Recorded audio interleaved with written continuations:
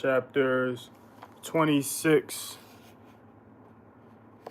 chapters 26 through 30. Bear with me as I try to get through this, y'all willing.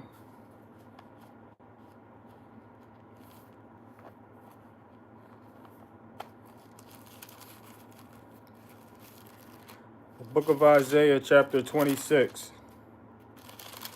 verse 1.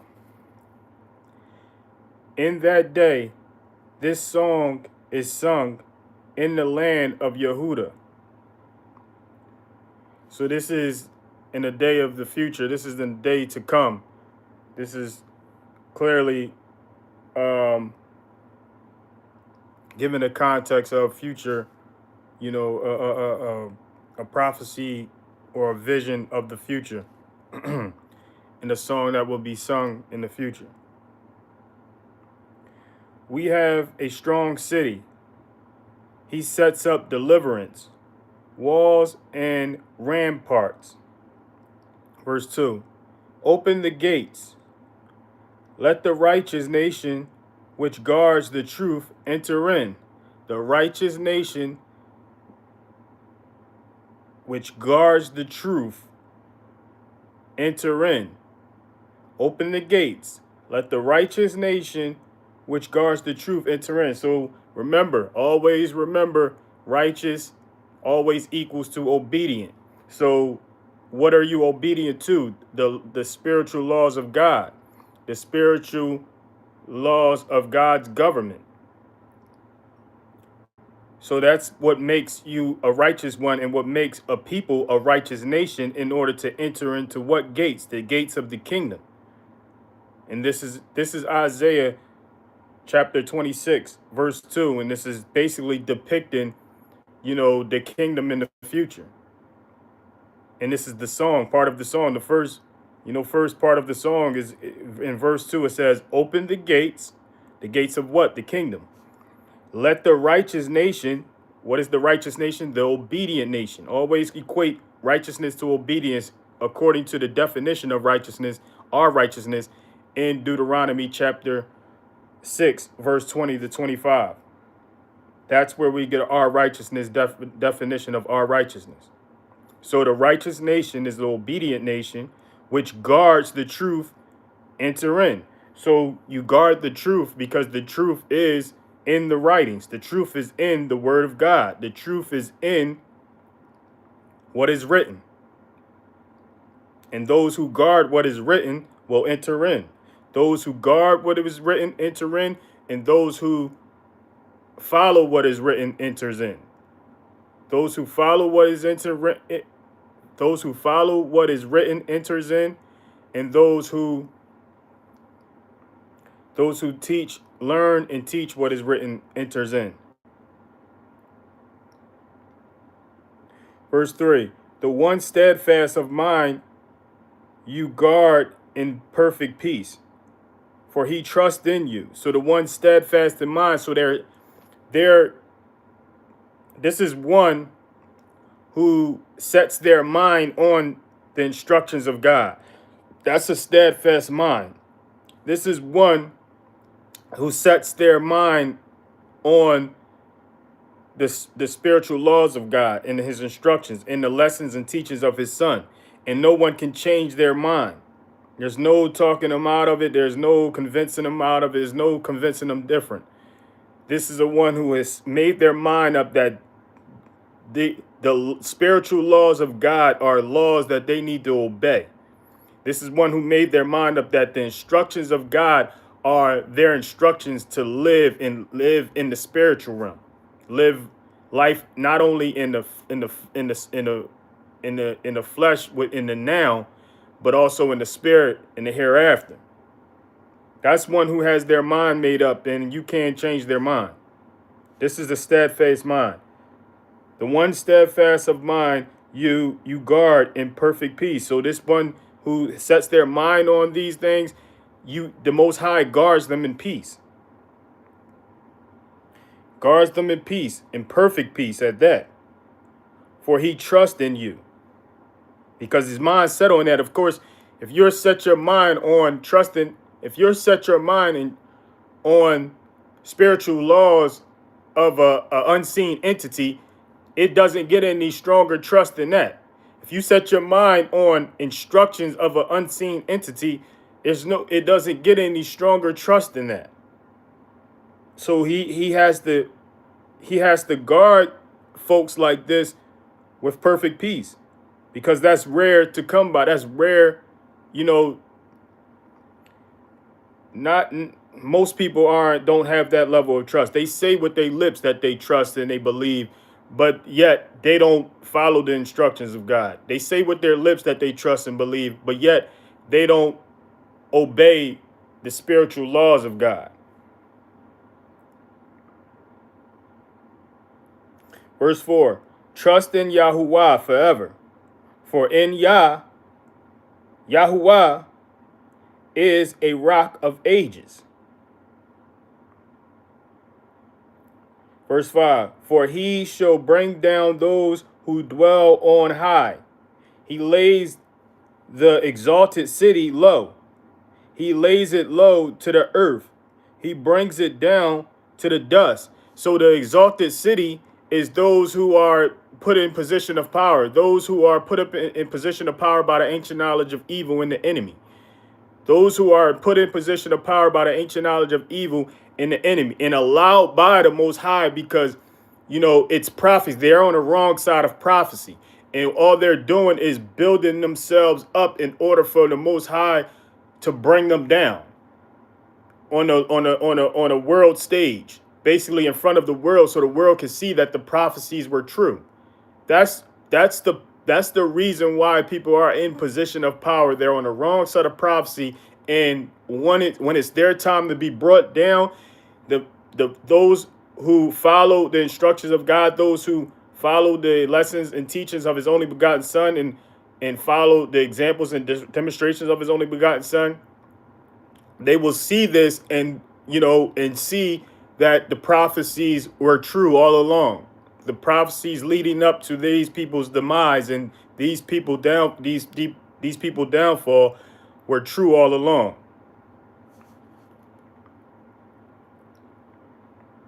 So, for he shall bring down those who dwell on high. He lays the exalted city low. He lays it low to the earth. He brings it down to the dust. Verse 6, a foot tramples it down. Feet of the poor, footsteps of the needy. So this will be the footsteps of the poor. These will be the footsteps of the needy, stepping on these people who were made high.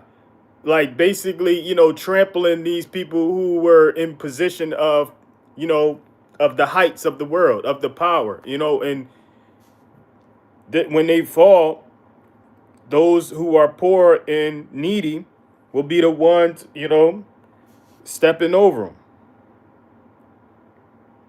Verse 7, the path of the righteous is uprightness.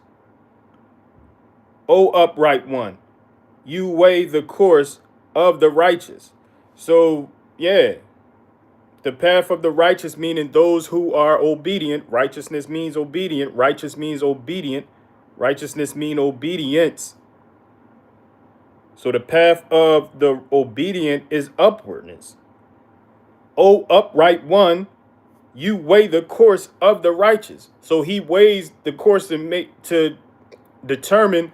The Most High determines who's been upright. The Most High determines who's been following his instructions, who's been, obeying his spiritual law, who's been following the lessons and teachings of his only begotten Son, the examples and demonstrations of his only begotten Son, who's been heeding to his spiritual knowledge, wisdom, and understanding that he spoke through his kings like David and Solomon. He's going to be looking for this. And this is how he weighs the course of the righteous, what course they will go. The course to the narrow course, or the wide course that leads to destruction. Verse 8, also, in the path of your right rulings, O Yahuwah, we have waited for you. The longing of our being is for your name and for the remembrance of you. So the path of your right rulings of like also in the path of your right rulings, O Yahuwah, we have waited for you. So basically, the path of the right of fairness, being fair, treating others how we want to be treated. We've waited for the Most High to, bless us for doing so, reward us for doing so. Treating people with fairness as we want to be treated with fairness, no matter what, no matter how they treat others and how they treat us. You have to treat others with fairness. Be the bigger person is how they say. You just that's just mandatory in this walk. You just always have to be the bigger person. It's no getting around that.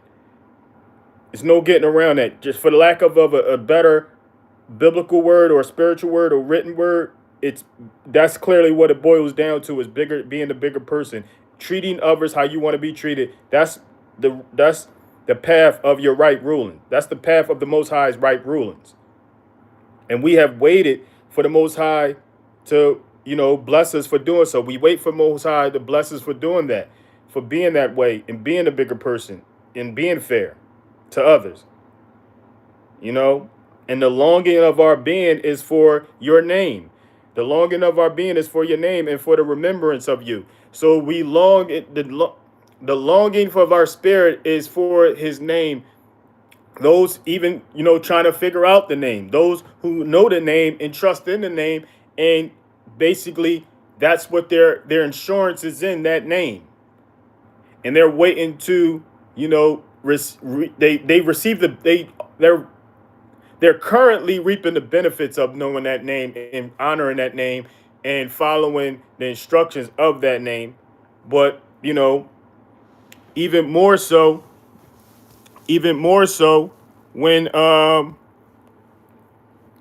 in the future, in the kingdom, in the coming of, in the return of the only begotten Son. Verse 9, my being longs for you in the night. Also, my spirit within me seeks you earnestly. For when your right rulings are in the earth, the inhabitants of the world shall learn righteousness. This is what we're looking to this day. We're looking forward to this day where the Most High returns in right ruling and returns fairness, returns everything in its proper place to make sure there's absolute fairness. There's absolute fairness and there's absolute justice. And the inhabitants of the world learn righteousness, meaning learn his instructions, learn his spiritual laws, learn his lessons and teachings of his only begotten Son, which are all one and the same. Learn the spiritual knowledge, wisdom, and understanding that he spoke through his kings. And see the prophecies play out that he spoke to his prophets. This is what we yearn to see. My being longs for you in the night. This is what we go right before we go to sleep. This is what we're in our beds, yearning that day.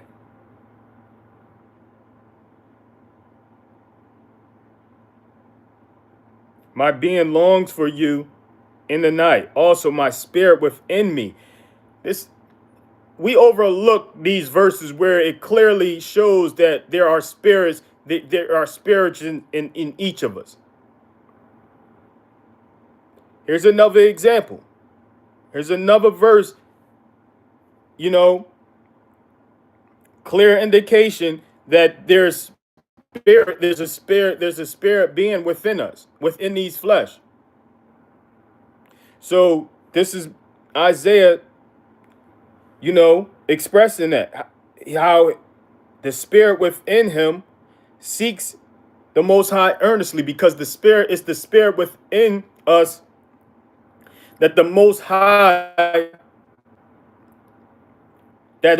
that is the child of the Most High, that becomes the child of the Most High. When it all said and done, it's the flesh. The flesh is the child of the world. The flesh is the child of the world. The flesh is the child of the flesh, and the child of the enemy, the child of man. Flesh is corrupt. The flesh is wicked. The flesh is evil. But it's the spirit that becomes the spiritual child of God. That's already the spiritual child of God. We just have to tap into it and understand and get to know this true identity of ours.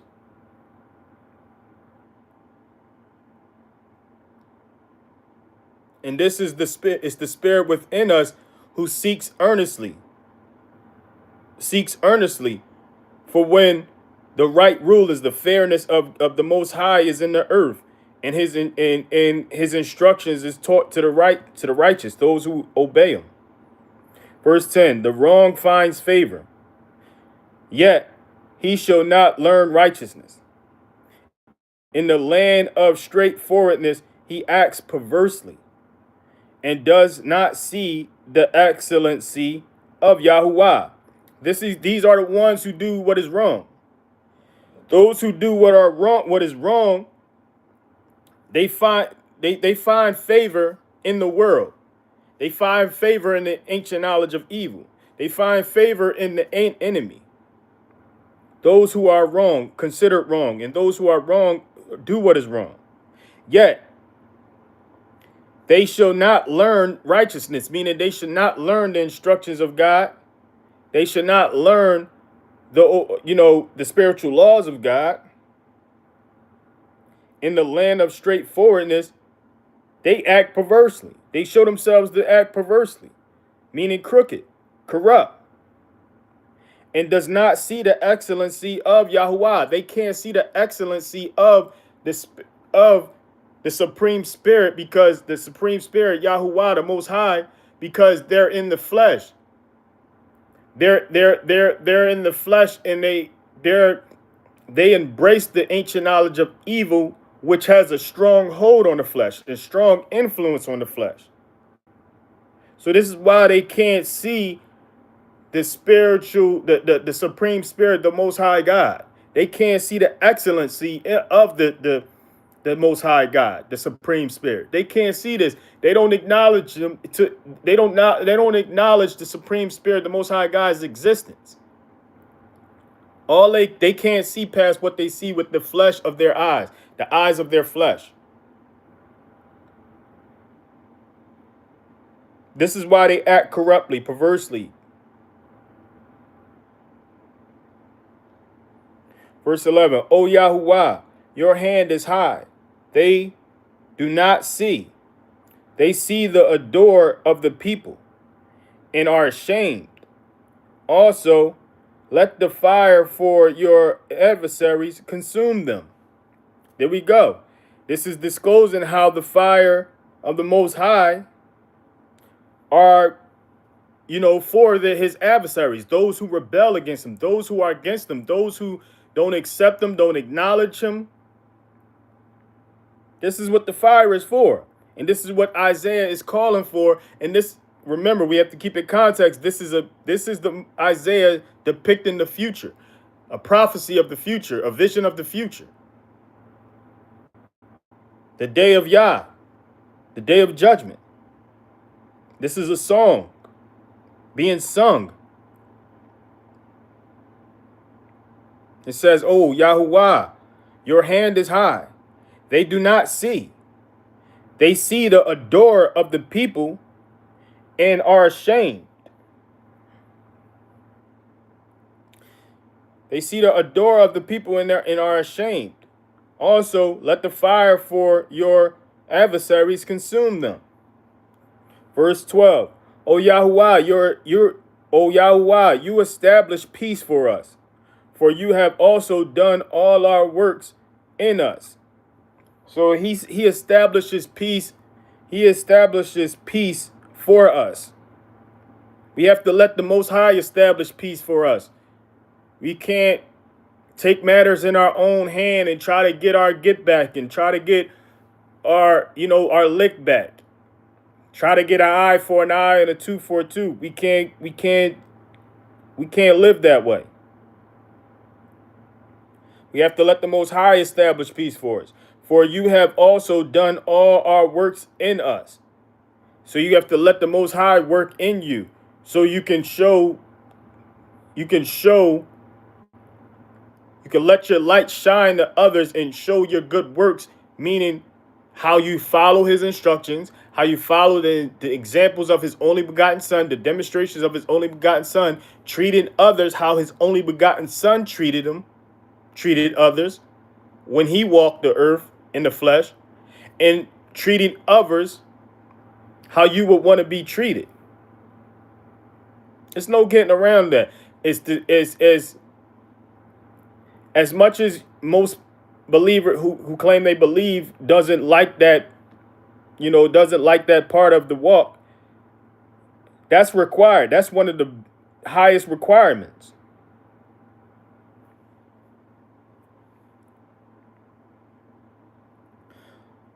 O Yahuwah,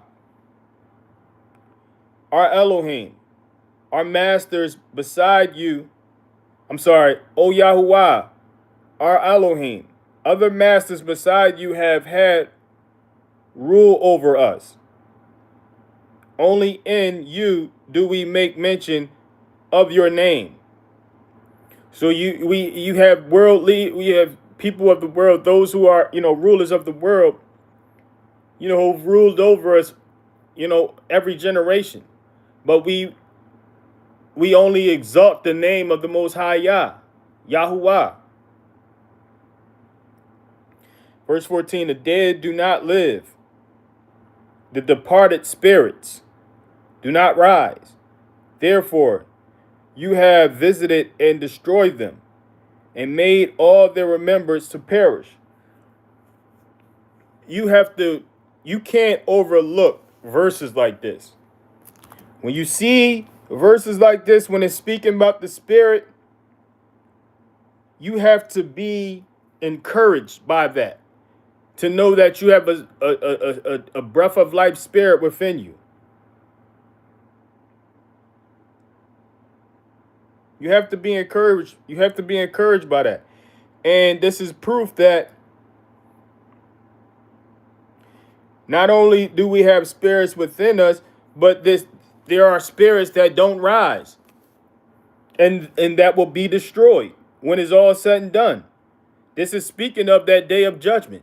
This is speaking of the day when spirits are separated from those who will be destroyed and those who will carry on into the kingdom, carry on into the spirit realm, into the hereafter, into the kingdom. It says the dead do not live. The departed spirits do not rise. Therefore, you have visited and destroyed them and made all their remembrance to perish. This is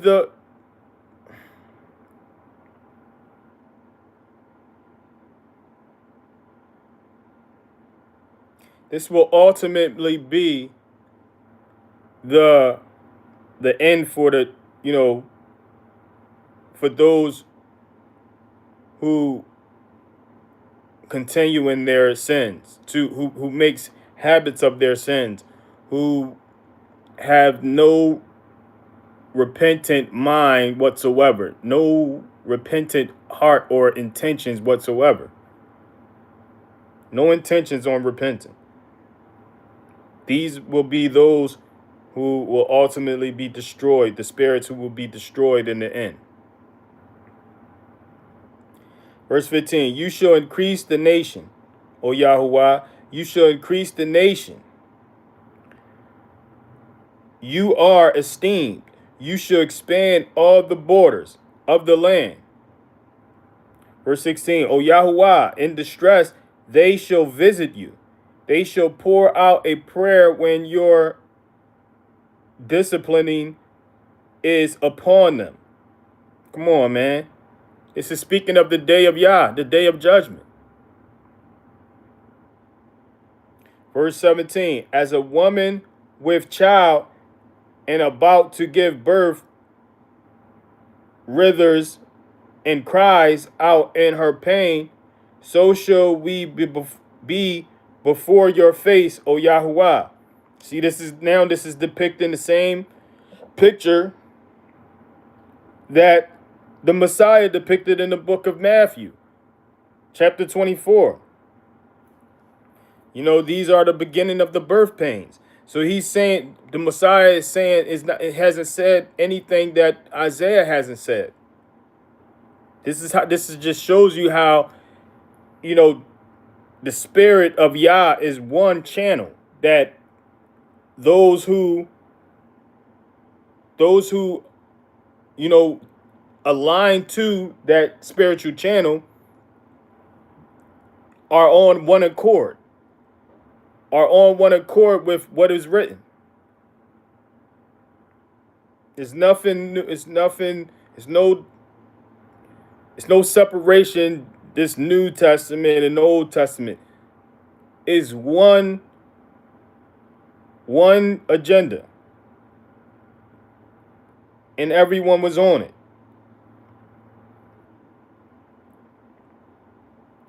Verse 18, we have conceived, we withered in pain, we have given birth to wind.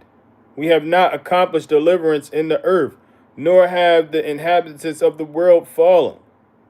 Verse 19, let your dead live, together with my dead body, let them arise, awake, and sing. You who dwell in dust, for your dew is a dew of light, and let the earth give birth to the departed spirits. Come on, man. Like, I'm going to mark every time I see departed spirits and spirits within and spirits rising, because you have to read this and be encouraged by it, to know that you have a breath of life spirit within you. This is the proof of that. So whenever you see it in writing, mark it down so you can be encouraged that you have a spirit that lives on, that will depart from this flesh and live on, and has the chance to live on in the kingdom. Verse 20, go, my people, enter your rooms and shut your doors behind you. Hide yourself, as it were, for a little while, until the displeasure is past. It's funny how it's funny how the Messiah is using the same language as Isaiah when the Messiah speaks on, you know, praying in secret. Go into your room and having shut your doors behind you, and pray to your Father who is in the secret place. This is Isaiah using the same language. How people will go, basically, in the day of judgment, go, my people, enter your rooms and shut your doors behind you. Hide yourself, as it were, for a little while, until the displeasure is past. Verse 21, for look, Yahuwah is coming out of his place to punish the inhabitants of the earth for their crookedness, and the earth shall disclose her blood and no longer cover her killed ones. Come on, man. This is the day of Yah. This is the day of his return, the return of the only begotten Son.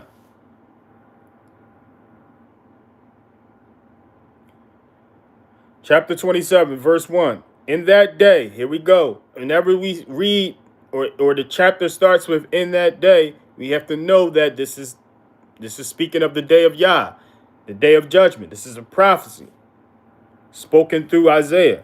In that day, Yahuwah, with his severe sword, great and strong, punishes Leviathan, the fleeing serpent, Leviathan, that twisted serpent, and he shall kill the monster that is in the sea. So this ancient serpent, this Leviathan, is in the sea. Let's not overlook that. Let's not overlook that. Verse 2, in that day, sang to her a vineyard of red wine. Verse 3, I, Yahuwah, do guard it. I water it every moment, lest any hurt it. I guard it night and day. Verse 4, wrath is not in me. Who would set thorn bushes and weeds against me? In battle, I would go through them. I would burn them together. Verse 5, or let him take hold of my strength and make peace with me. Let him make peace with me. This is all consistent with what the Messiah spoke himself. You know, looking to make peace with those who don't have peace with them. And how wrath is not in them. You got to get that wrath out of you. You have to get that anger out of you. This has always been the way. This is Isaiah speaking the same words of the Messiah. Like how we have to get to the point of getting this wrath out of us, this anger out of us towards each other, and ultimately become peacemakers. Verse 6, those who come, he causes to take root in Jacob. Israel shall blossom and bud, and they shall fill the face of the world with fruit. Come on, man. Come on, man. What is that fruit? The fruit is the demonstrations of the only begotten Son. The fruit is the lessons and demonstrations of the fruit are the lessons, the teachings, the demonstrations and examples of the only begotten Son. This is the fruit you have to show. You have to, and this will be the only fruit that will fill the world.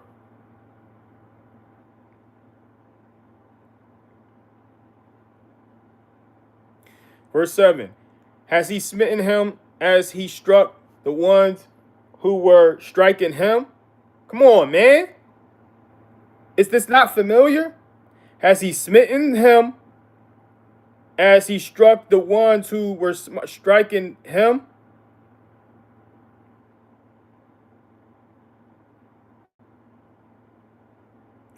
Or as a killer, as was he killed as he was killing?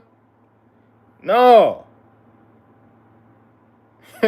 This is Isaiah speaking of this is Isaiah literally speaking of the Messiah and how the Messiah was struck when he didn't strike others. He was killed when he didn't kill, when he was unalived when he didn't unalive others. This is Isaiah speaking on this. Verse 8, in measure, by sending her away, you contended with her. He shall take away by his rough wind in the day of the east wind. Verse 9, therefore by this the crookedness of Jacob is covered, and this is all the fruit of taking away his sin. When he makes all the stones of the slaughter place like chalk stones that are beaten to dust, Asherim and sun pillars rise no more. So he's basically speaking about how he's going to bring down these places of, these places of, with the false deities like these carved images, the Asherims and the what they call them, the sun pillars. All of these places, all of these stones and statues, and all of this is set up in most places of worship, these buildings. And the place of worship is spiritual. It should be within the assembly of people, those who gather in his name. 2 or 3 are gathered in his name. We're an assembly. We become an assembly of his. When 2 or 3 are gathered in his name, we become a spiritual assembly of his, a spiritual congregation of his.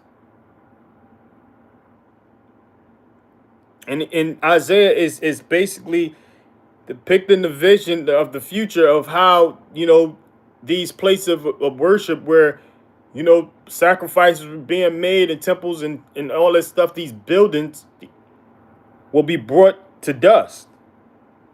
Just like the Messiah said they would in the book of Matthew. Verse 10, for the city of defense is lonely, a home forsaken and left like a wilderness.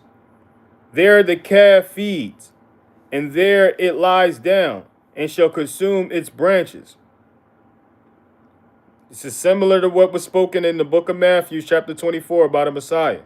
Verse 11, when its twigs are dry, they are broken off. Women come and set them on fire, for it is a people of no understanding. Therefore, he who made them has no compassion on them, and he who formed them shows them no favor.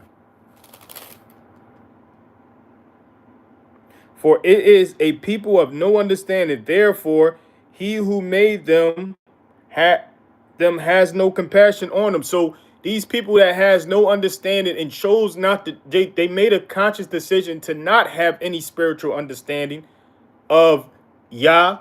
You have people who can read and write and are geniuses of the world, and they're educated enough to read these writings, these ancient writings. They're educated enough to get to know the Most High better. But yet they choose not to. They choose to go read comments on their social media site. They choose to go read, blogs, emails. They choose to go read, books.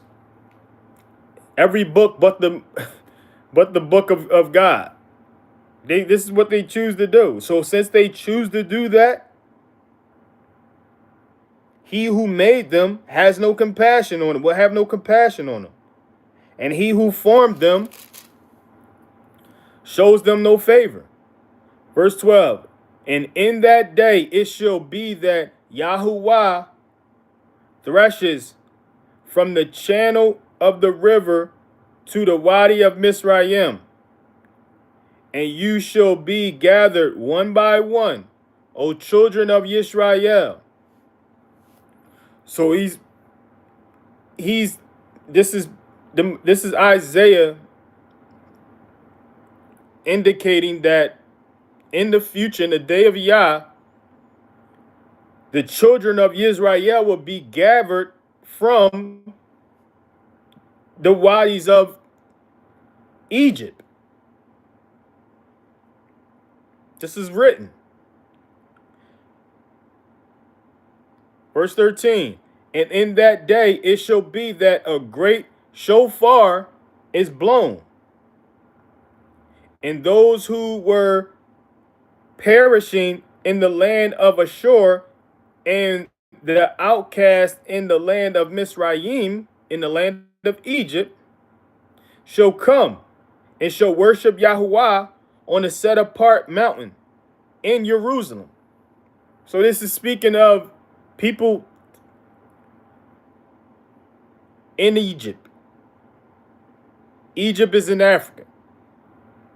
Ashur, I see this always, every time I see Egypt, I see this land called Ashur. And so whatever Ashur is also, a people of Yah, a people of the Most High. This is clearly where they ended up. It's clearly where they are. This is what is written. This is the book of Isaiah, chapter 27, and in the end of it, in verse 12 and verse 13, is depicting how people will be gathered from Egypt, and to worship. Children of Yisrael will be gathered. That's to be specific. He called these people children of Yisrael, gathered from Egypt.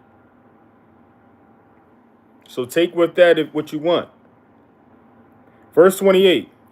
Chapter 28, verse 1. Woe to the proud crown of the drunkards of Ephraim, and to the fading flower of its splendid comeliness that is on the head of the fertile valley, to those who are overcome with wine. So he's talking about drunks, people that they spend their whole life drinking. Verse 2, see, Yahuwah has one who is strong and potent, like a downpour of hail and a destroying storm, like a flood of mighty waters overflowing, who cast down to the earth with the hand. Verse 3, the proud crown of the drunkards of Ephraim is trampled underfoot.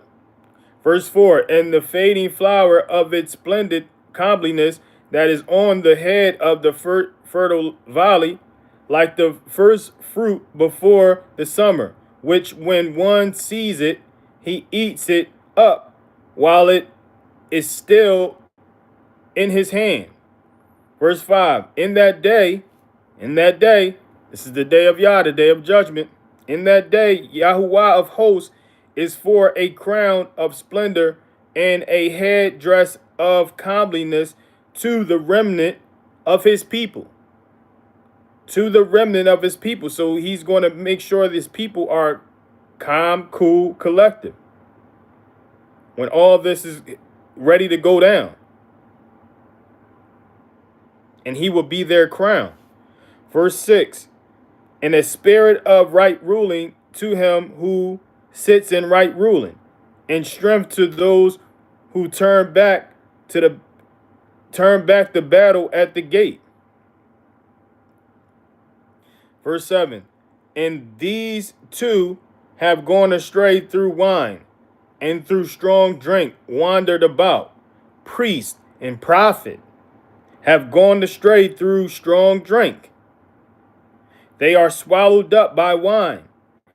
They wander about through strong drink. They go astray in vision. They stumble in right ruling. So if you did, if you feel the need is, make a, to justify drinking or whatever, listen, I get it. It's one thing to drink wine to relax. It's another thing to drink strong drink to be ridiculous. So it's when you drinking to relax, that's the one thing. But when you're drinking to be drunk, that's a whole nother thing. And then all through the writings, the Most High warns us of this. And you have priests and prophets who have gone astray, who will show themselves to go astray because of it, because of this strong drink. Priests and prophets in the day of Yah, in the day of judgment, in the later days, will go astray, due to strong drink, to being drunks.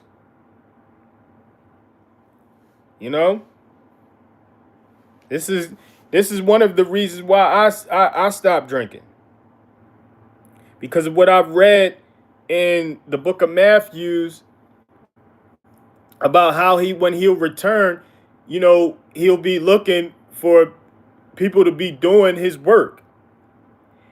But instead he will see, if he don't want to see people beating on others and getting drunk with others. That's what most people would be doing, tearing down each other and drinking. Verse 8, for all tables shall be covered with vomit, no place without filth. This is the later days. This is the day of judgment. This is the time when in the time of him returning, catching everyone off guard. Everyone would be covered with vomit. Everything would be covered with filth. Verse 9, whom would he teach knowledge? And whom would he make to understand the message? Those weaned from milk, those taken from the breast. So he is the spiritual children of Yah that humbles themselves within their flesh and deny their flesh, put their flesh in this child's place as the adult spirit within, who is able to be taught, who is able to understand the message. Those weaned from milk, those taken from the breast. He's speaking of those who humble themselves as spiritual beings within to rule over their flesh and understand their adult flesh has to be put in a child's place because it's a child spiritual. It's a child compared to the spirit within, which should be the adult. But at the same time, the spirit within is humble like a child, to where as though it's sensitive to this and it's easy to forgive, it's easy to make peace. When you were a child, you made peace with friends that you fought with. You made peace with friends you played the next day when y'all had a misunderstanding the day before. This is where the spirit needs to be. This is where the Most High needs us to be. This is what he says this is what he means when he asks us to be reborn in the spirit.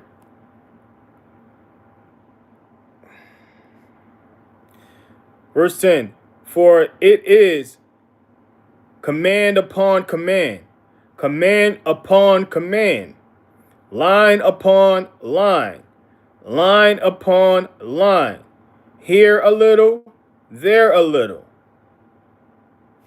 Come on, man. Verse 11, for with a jabbering lip and a foreign tongue he speaks to this people. Verse 12, to whom he said, this is the rest. This is the rest. Give rest to the weary. And this is the refreshing. But they would not hear. He's speaking about Messiah. How the Messiah will come along, command upon command, speaking his command upon command, line upon line. For with a jabbering lip and a foreign tongue, he speaks to this people, to whom he said, this is the rest, give rest to the weary, and this is the refreshing. But they would not hear. The Pharisees and the scribes didn't want to hear him. This is who he came to first.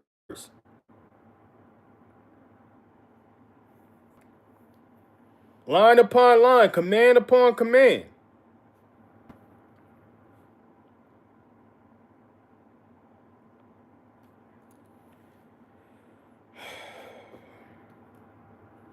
Did he not say give rest to the weary?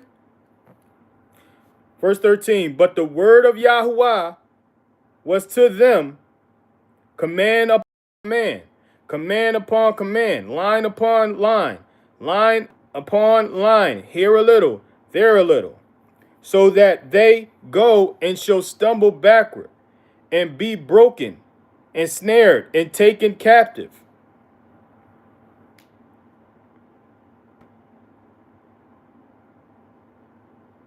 Verse 14, therefore, hear the word of Yahuwah, you men of scorn, who rule this people who are in Jerusalem.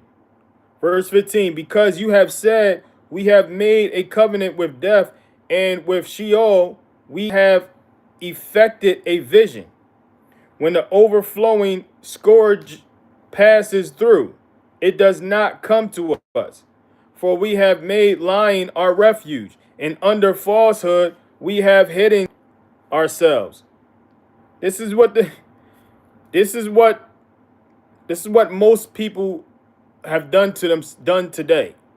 Most people who are in position of power, whether it's in position of power in ministry, position of power in politics, position of power in business, position of power in the world, this is what most leaders and those in position of power have taken on.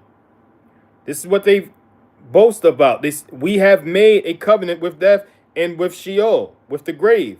We have affected a vision. They put the wool over people's eyes. They deceive. They, when the overflowing scourge, when the overflowing scourge passes through, it does not come to us. For we have made lying our refuge, and under falsehood we have hidden ourselves. So this is how they protect themselves from the fraud. It's no coincidence. This is prophecy. These folks who are in position that they're in protects themselves from falsehood and fraud and defrauding the people and deceiving the people. Verse 16, therefore, thus said the master Yahuwah, see, I am laying in Zion a stone for a foundation, a tried stone, a precious cornerstone. Come on, man. Catch the key words. Cornerstone is his only begotten son. A settled foundation. He who trusts shall not hasten away. That's the cornerstone. He's speaking of his only begotten son, who's going to be the foundation, and his examples, the examples of his only begotten son is the standard. The demonstrations of the only begotten son is the standard. There's no other way but through the son, through his son, through the ways of his son, through the examples of his son, through the demonstrations of his son. He's the cornerstone. He's the foundation. He's the stone. Verse 17, and I shall make right ruling the measuring line. Right ruling, fairness, the measuring line. How you treat others. That's the measuring line. How you treat others. That's what sums up the laws and the prophets. The Torah and the prophets. That's what sums up the Torah and the prophets. How you're treating each other. This is what the Messiah has spoken is what Isaiah prophesied in the past. What Messiah has spoken and what Messiah shown himself to be, the only begotten son shown himself to be, that Isaiah prophesied this in the book of Isaiah. This is what we're reading. And I shall make right ruling the measuring line, and righteousness the plummet, and the hail shall sweep away the refuge of lying, and the waters overflow the hiding place. So the righteousness is the standard, and those who fall short of it will, these are the ones who will catch this wreck, catch this day of destruction, day of judgment. Verse 18, and your covenant with death shall be annulled, and your vision with Sheol not stand. When an overflowing scourge passes through, then you shall be trampled down by it. Verse 19, as often as it passes through, it shall take you, for it shall pass through every morning, and by day and by night, and it shall be only trembling to understand the message. Verse 20, for the bed shall be too short for a man to stretch out on. Yo, you know how annoying that could be? If a bed is too short for you to stretch out on. For the bed shall be too short for a man to stretch out on, and the covering shall be too narrow to wrap himself in it. Man. For Yahuwah rises up as at mountain Perashim, and he is rough as the valley of Gibeon, to do his work, his strange work, and to do his deed, his strange deed.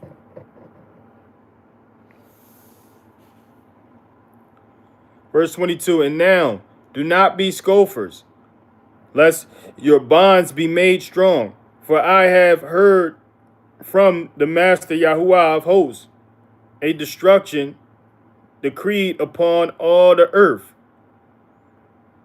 So he's telling you not to be mockers, man. Scoffers, don't make fun of others.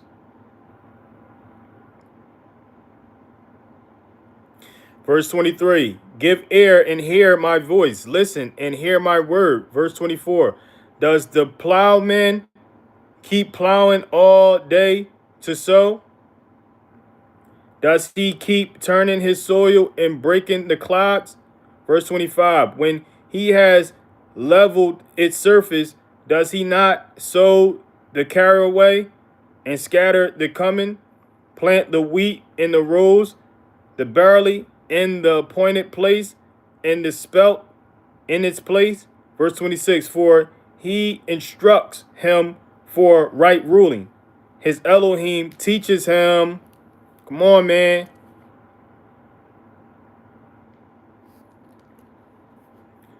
Verse 27, for a caraway is not threshed with a threshing sledge, nor is a wagon wheel rolled over cumin, but caraway is beaten out with a stick and cumin with a rod. Verse 28, grain is crushed, so one does not go on threshing it forever, nor break it within his wagon wheel, nor crush it with his horsemen. Verse 29, even this has come from Yahuwah of hosts, who did wonders in counsel, who made wisdom great. Chapter 29, verse 1. Woe to Ariel, the city where Dawid dwelt. Add year to year, lest festivals come around. Verse 2, and I shall distress Ariel, and there shall be mourning and sorrow, and it shall be to me as Ariel. Verse 3, and I shall encamp against you all around. I shall lay siege against you with a mound, and I shall raise siege works against you. Verse 4, and you shall be brought low and speak out of the ground, and your speech shall be low out of the dust, and your voice shall be like mediums out of the ground, and your speech whisper out of the dust. Man, that's scary, man. That's like a horror scene, a scene in a horror movie. He said shall be brought low and speak out from the ground, and your speech shall be low out of the dust, and your voice shall be like a medium's out of the ground, and your speech whisper out of the dust. Like the mediums, basically, like they the ones who speak for the dead.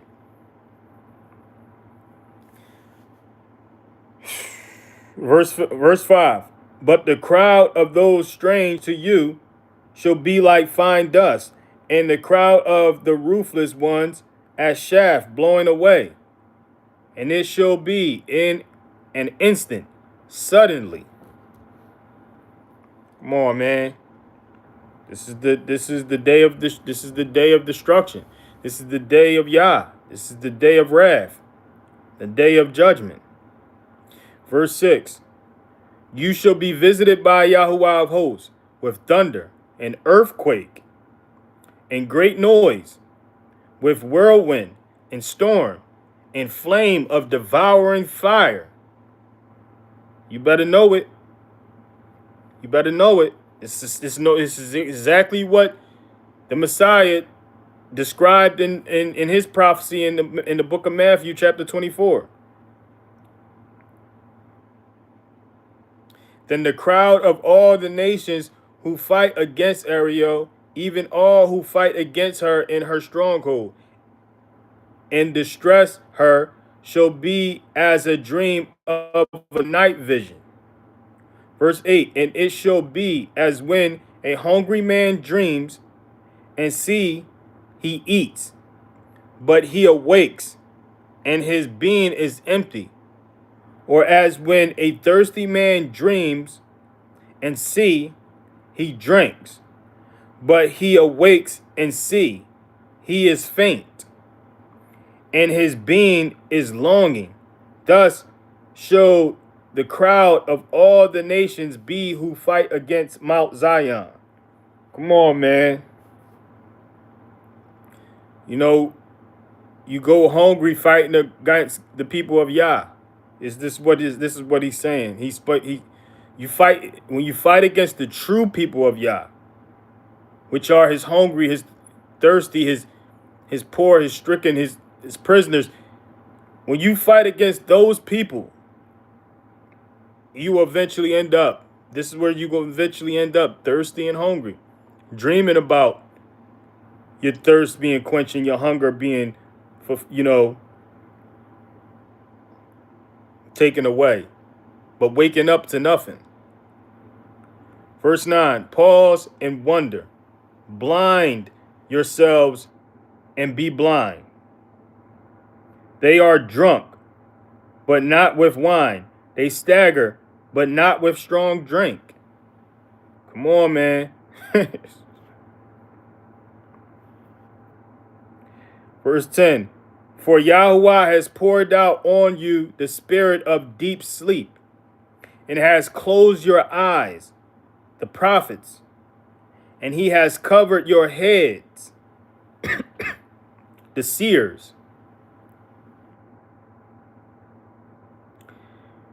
These folks who claim to know and claim to see and claim to have vision and have a prophecy and have an idea, and if they can't see the basics,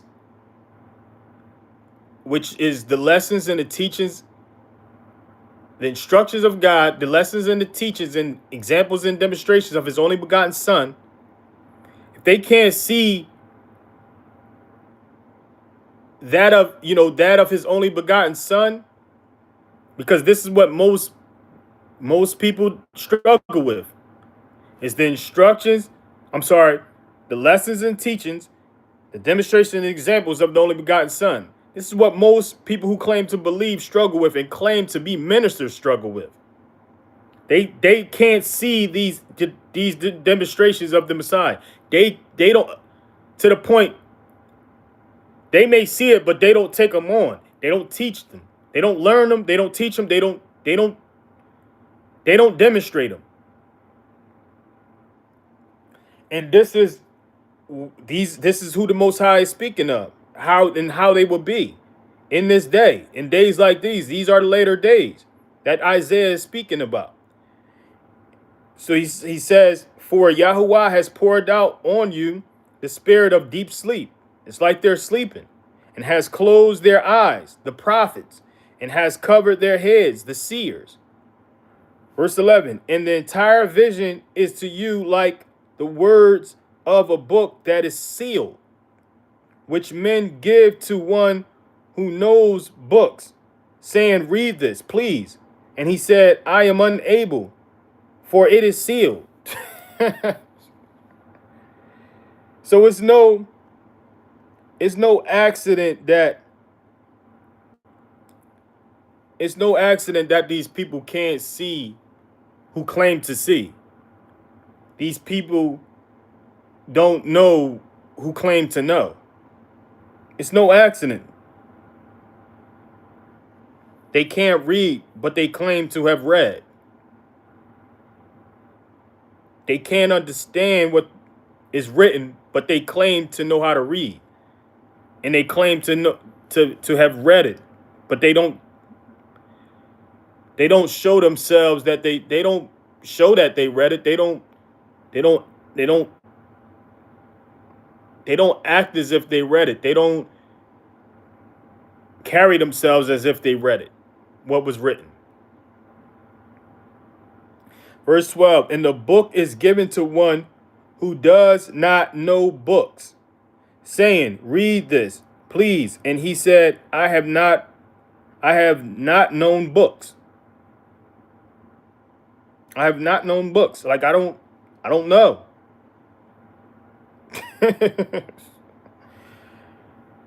Verse 13, and Yahuwah says, because this people has drawn near with its mouth and with its lips, they have esteemed me,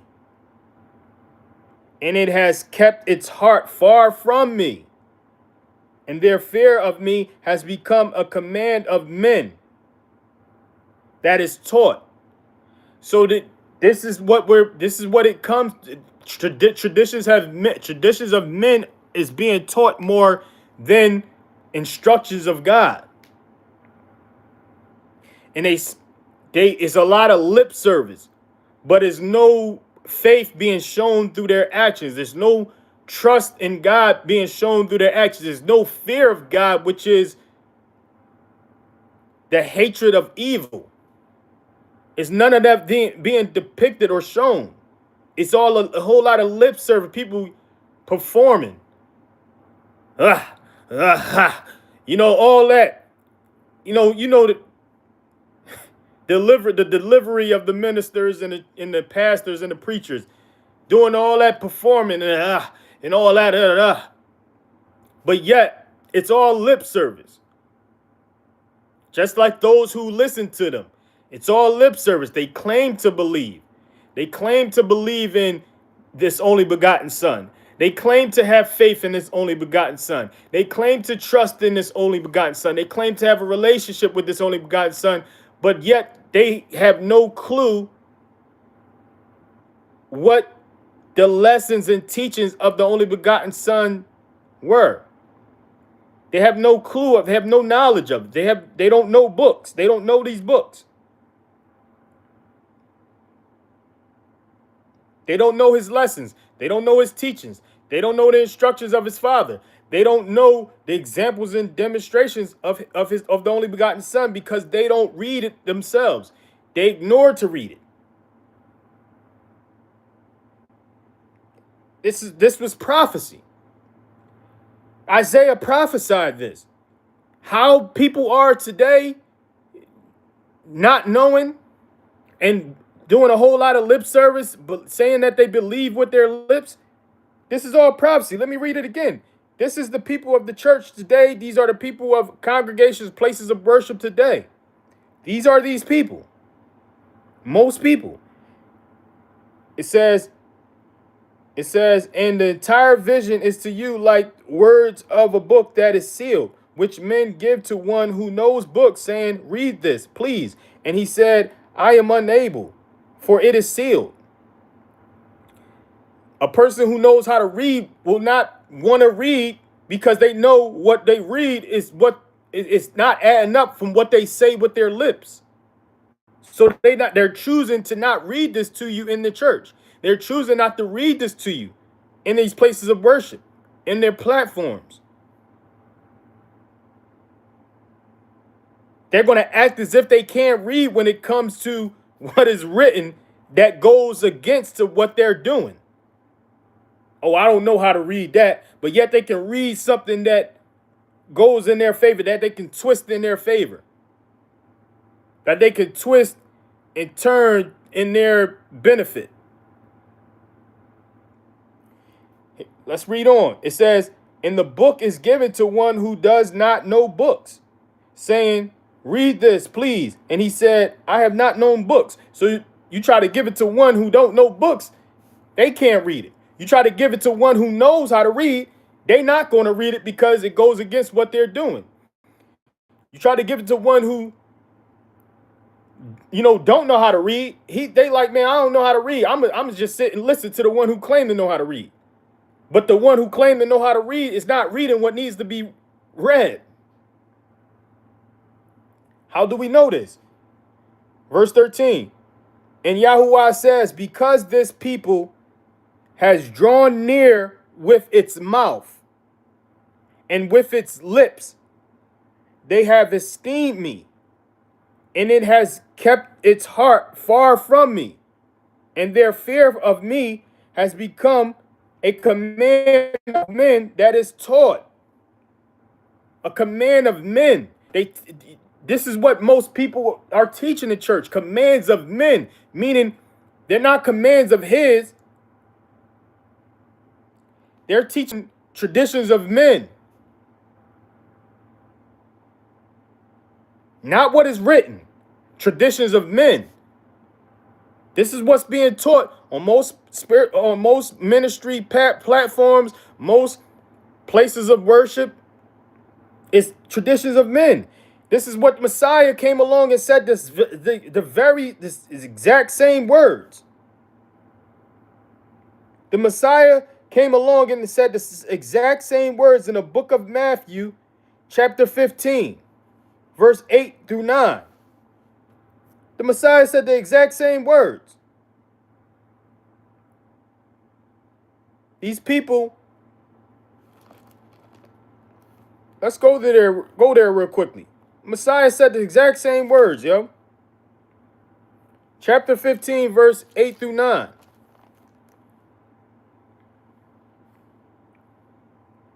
This people draw near to me with their mouth and respect me with their lips, but their heart is far from me. So these people say that they believe in God, or they believe in Christ.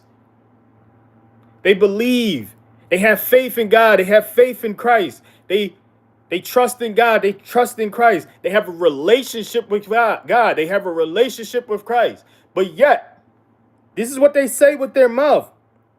But their hearts are far from them, because their hearts will, if they truly believe, if you truly have faith, if you truly trust, if you truly have a relationship, you trust, you'll do what the person, you'll trust to do what that person told you to do. You'll have faith to do what that person told you to do. You have a relationship. If you have a relationship with a person, you do what that person asks you to do. Just like your friend calls you up and say, "Yo, I need you to do this with me." Are you going to be available? Yeah. So what's the difference of Messiah calling up through these writings and asking you to do this for him and do this, love your enemies? He's asking you to love your enemies, meaning your opposing party. That's the toughest. That's literally impossible for people to do.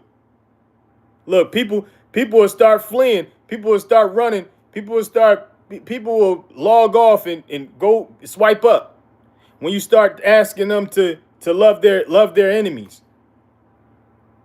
When the Messiah asks you to do that, you no longer have a relationship with him. When the only begotten Son, when Christ asks you to love your enemies, oh, I ain't doing that. I could do anything else, but I can't do that. I can't do that. When he tell you to,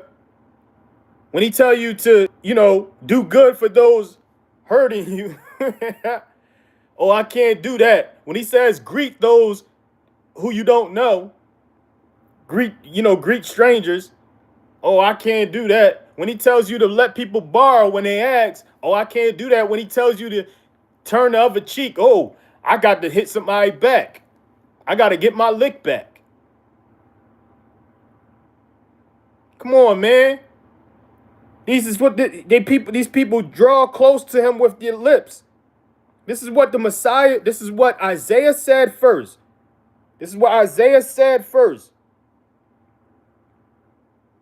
Isaiah said this in the book of Isaiah, chapter 29, verse 13. And Yahuwah says, because this people draw near with their mouth, and with its lips they have esteemed me. Oh, glory to the Most High. Glory to God. This is what they do with their lips.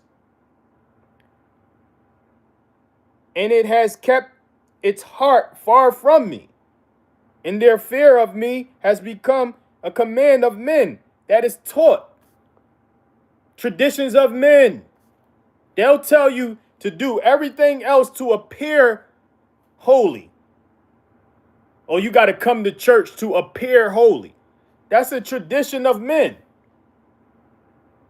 Oh, you got to cover your head to appear holy. That's a tradition of men.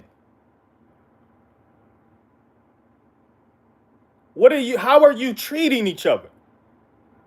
Do you love your neighbor? Do you love your enemy? Do you love those who don't love you? Do you do good to those who don't do good to you? Do you bless those who curses you? This is what the Messiah asks you to do. And it ain't no getting around it. It ain't no sugarcoating. It ain't no spinning it, man. So this is why Isaiah said what he said. Most High said this through Isaiah first in prophecy. And this is why the only begotten son, his only begotten son came along and said this as well in the book of Matthew, chapter 15, verse 8 through 9. This people draw near to me with their mouth and respect me with their lips, but their hearts are far from me. Verse 9, but in vain they worship me, teaching the commands of men, teaching the instructions of men, teaching the commands of men, what man commands. Oh, you gotta wear your suit, you gotta do this, you gotta.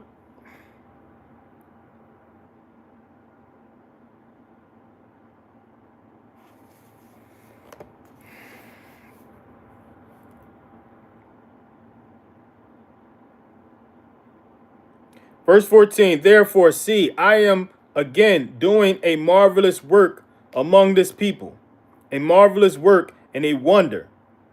And the wisdom of their wise men shall perish, and the understanding of their clever men shall be hidden.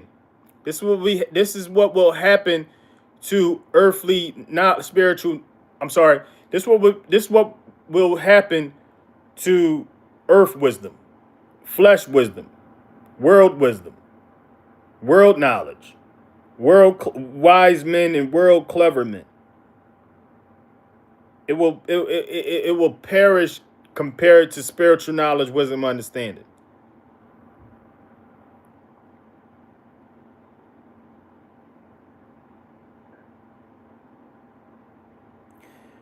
Verse 15. Woe to those who seek deep to hide their counsel far from Yahuwah, and their work are in the dark. They say, who sees us? And who knows us? This is what these people are doing in their think tanks. These people in the position of power, this is what they're doing in their think tanks. They think that they slick, and they can't be, and no one sees them because no one of flesh sees them in these think tanks doing what they're doing. They have no acknowledgement of the Most High Creator, so they have no integrity. They don't believe there's an entity watching them, a supreme spirit watching them. They don't, and if they do, they don't even care. They have given themselves fully into the ancient knowledge of evil in the enemy. They have made themselves children of the enemy. Children of lies. And they find themselves in these think tanks thinking that they're slick and coming up with these plans that they don't believe no one is watching. Who knows us? We're the secret society. Who knows us? This is what they're saying. Who sees us? We're the all-seeing. Who sees us? We're underground. They can't see us. We're in these bunkers. They can't see us. We're secret. We're secret, society. They don't know of us. They don't know us. Come on, if this is not prophecy of what we see today, I don't know what it is, man. This is the book of Isaiah, chapter 29, verse 15. Woe to those who seek deep to hide their counsel. These are conversations. People who seek that they have secret conversations behind closed doors. This is what's coming out in the news today. People are seeing this more and more today. It's no longer a conspiracy. Woe to those who seek deep to hide their counsel far from Yahuwah, and their works are in the dark. They say, who sees us? And who knows us? Is this not these people in position of power, this 10%, these billionaires, millionaires? Verse 16, how perverse of you. Should the potter be reckoned as the clay? Should what is made say of its maker, he did not make me? And what is formed say to him who formed it, he did not understand? Like, the audacity of these people who don't acknowledge their maker, who don't acknowledge their creator, who think that they're slick in their think tanks in these bunkers, in these secret places, and having secret conversations of plans of oppressing the world. The audacity of them to not know that they're being watched by the Almighty. And to say with their lips, you know, should what is made say of its maker, he did not make me. This is what these people, they don't acknowledge their maker as being their maker. They don't acknowledge the creator as being their creator. The creation doesn't acknowledge the creation, the audacity of creation. All creation has a creator.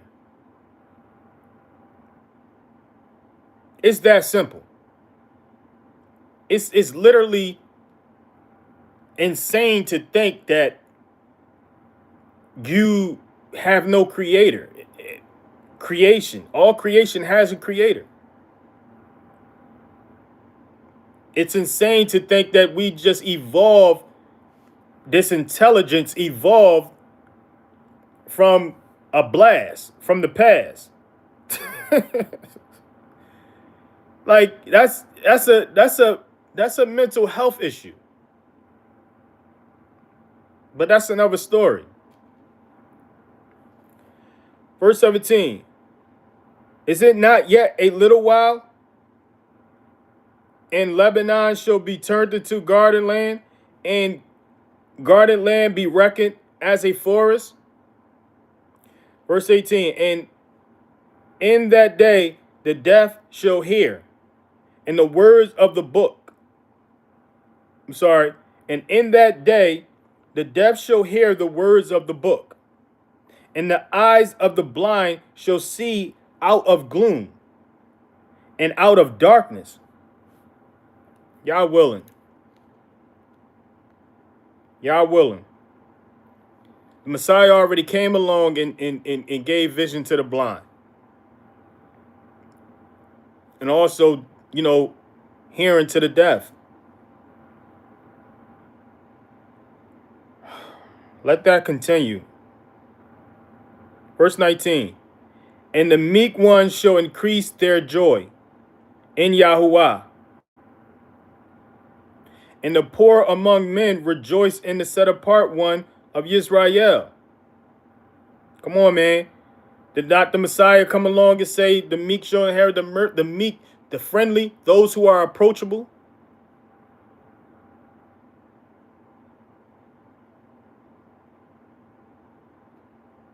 Verse 20, for the ruthless one is brought to nothing. No. The scorner is consumed, and all who watch for evil shall be cut off.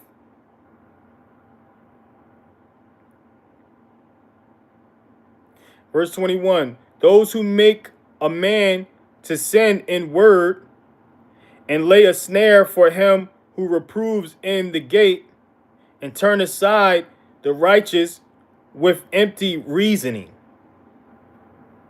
These were the folks who would be cut off. All this trolling online, all this lying and gaslighting, all this finessing.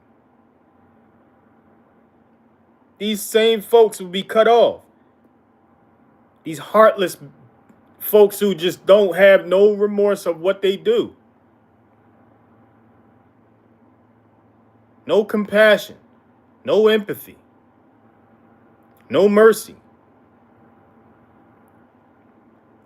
This is the evil that would be cut off. Those watching for evil. That's all they want to see is all evil. They want to be the first to see the video of what was done that was evil.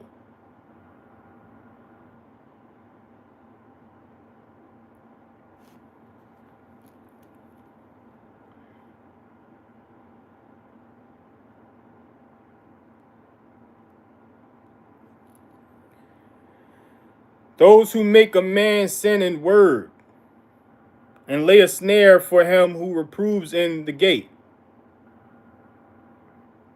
and turn aside the righteous with empty reasoning.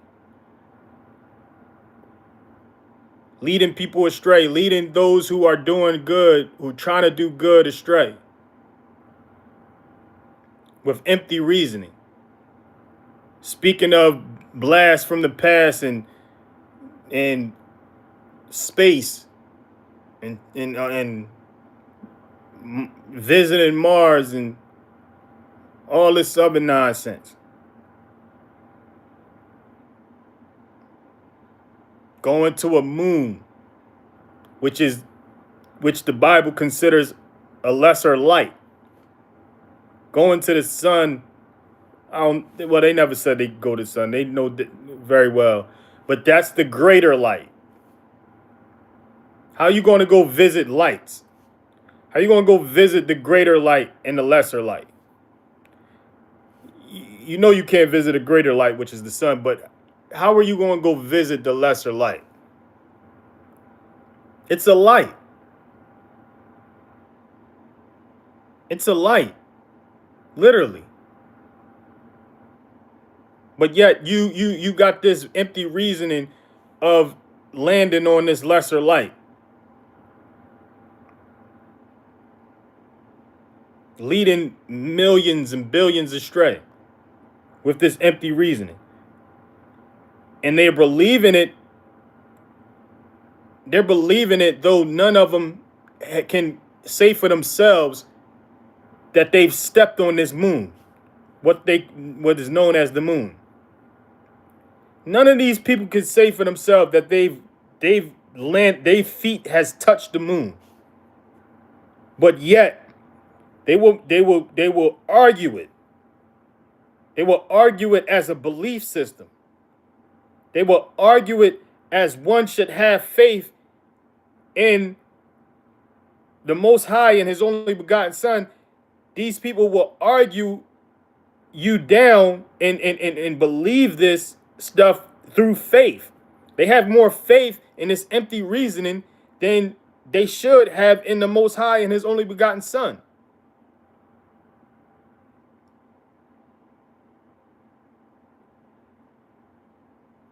They have more trust in this empty reasoning. And verse 22, therefore, thus said Yahuwah, who ransoms Abraham. Therefore, thus said Yahuwah, who ransomed Abraham. Therefore, thus said Yahuwah, who ransomed Abraham, concerning the house of Jacob. Jacob is no longer put to shame. No longer does his face grow pale. Grow pale. Not go pale. Grow pale. Go pale. Same difference. Verse Verse 23, for when he sees his children, the work of my hands, in his midst, they shall set apart my name, and set apart the set apart one of Jacob, and fear the Elohim of Yisrael. Verse 24, and those who went astray in spirit shall come to understanding, and the grumblers accept instruction. Y'all willing, man. This is what we all should get ourselves, to this point.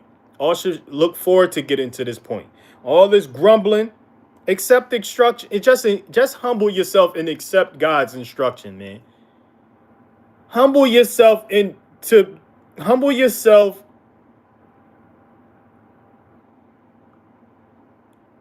to accept God's instruction, man. Just accept it. It is you're accept that you're just mere flesh. Accept that you're just mere flesh. You're a mere humane. And stop grumbling and accept his instruction. This is what it's going to lead to anyway. You either humble yourself or he's going to humble you. You either humble yourself or he will humble you. And you don't want that. Because it's better for you to humble yourself than be humbled by the Most High and have to go through what he puts you through to humble you. He has to put you through some stuff to humble you, to the point you submit. You no longer rebel against his instructions. You no longer rebel against acknowledging him. That's going to happen regardless. Whether you take the initiative to do it or by force. It's coming. The humbling is coming. So your best bet is to humble yourself before you be humbled. The humbling is coming. The humbling moment is coming for us all.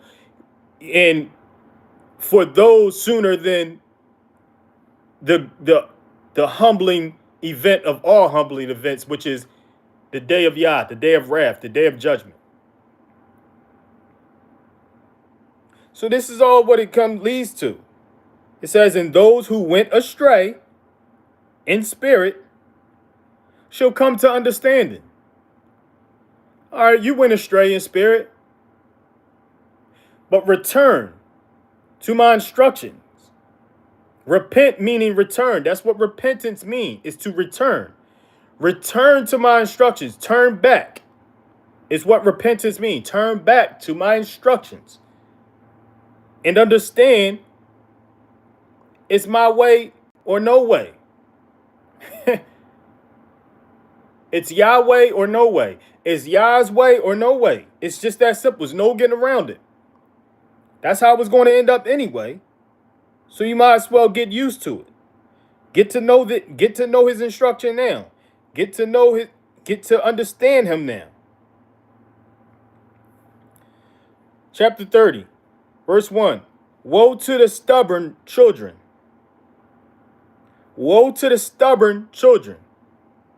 Most are stubborn. Woe to them. Woe to the stubborn children, declares Yahuwah, to make counsel, but not from me, and to devise plans, but not of my spirit, in order to add sin to sin.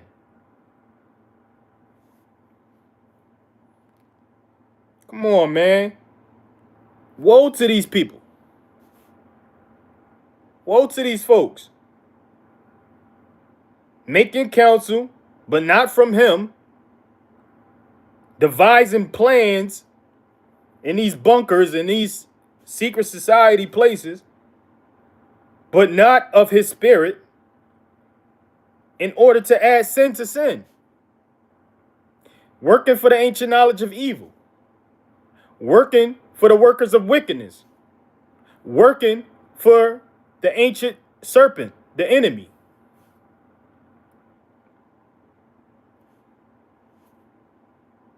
Verse 2, who are setting out to go down to Mizraim, and have not asked my mouth, to be strengthened in the strength of Pharaoh, and to seek refuge in the shadow of Mizraim.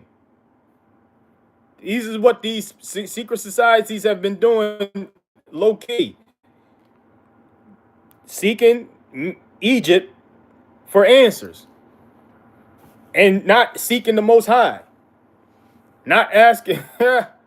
If this not prophecy, man, I don't know what is, man. If this isn't prophecy of the people of the powers that be today, those who claim, I'm not even going to speak of what they call themselves, but they all look to call themselves all-seeing eyes and look to the ancient, knowledge of Pharaoh and the Egyptians for these answers and for this dark magic. The same magic of the magicians that was with Pharaoh.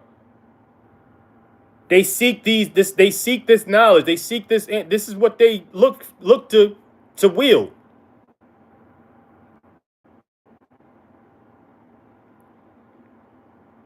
This is in the prophecies.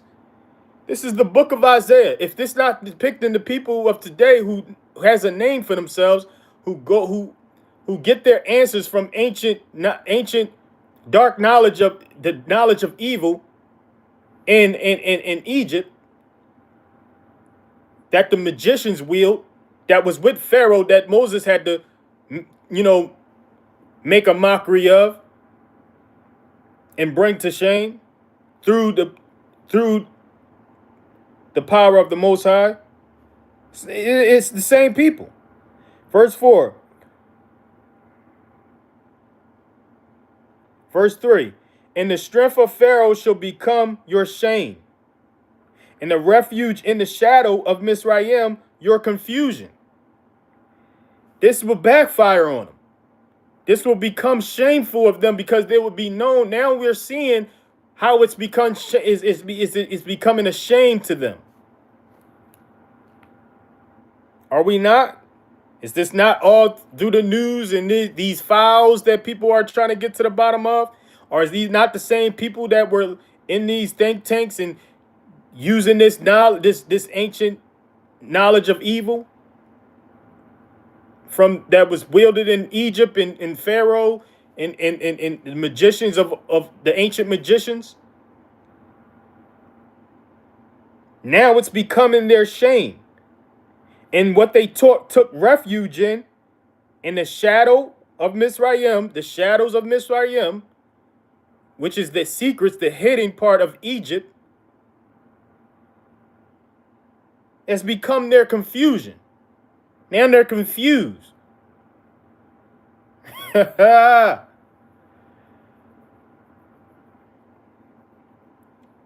man, the prophecies are being fulfilled before our eyes. The prophecies of Isaiah that the Most High spoke through Isaiah are fulfilling themselves in real time. If you know, you know. Verse 4, for his princes were at Soan, and his messengers came to Hans. Verse 5, they were all ashamed of a people who do not profit them, not for help or profit, but a shame and also a reproach. Verse 6, and a message concerning the beast of the south, through a land of trouble and distress, from which came the lioness and lion, the adder and fairy and the fiery flying serpent. They convey their riches on the backs of the young donkeys, and their treasures on the humps of camels, to an unprofitable people.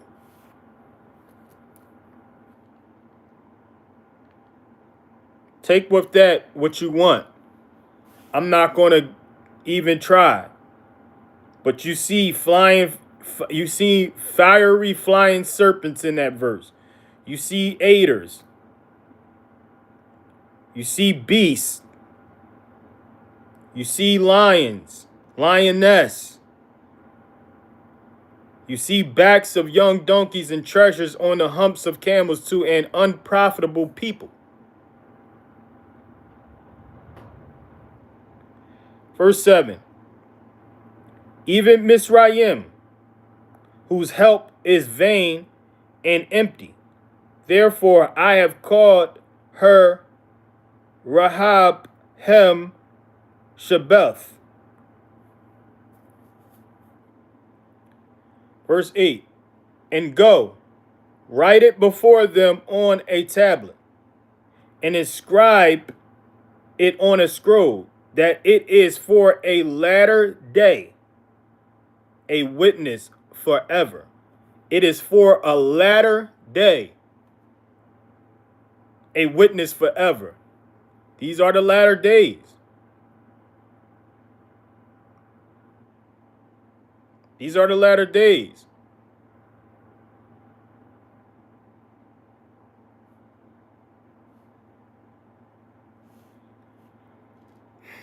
If you know, you know.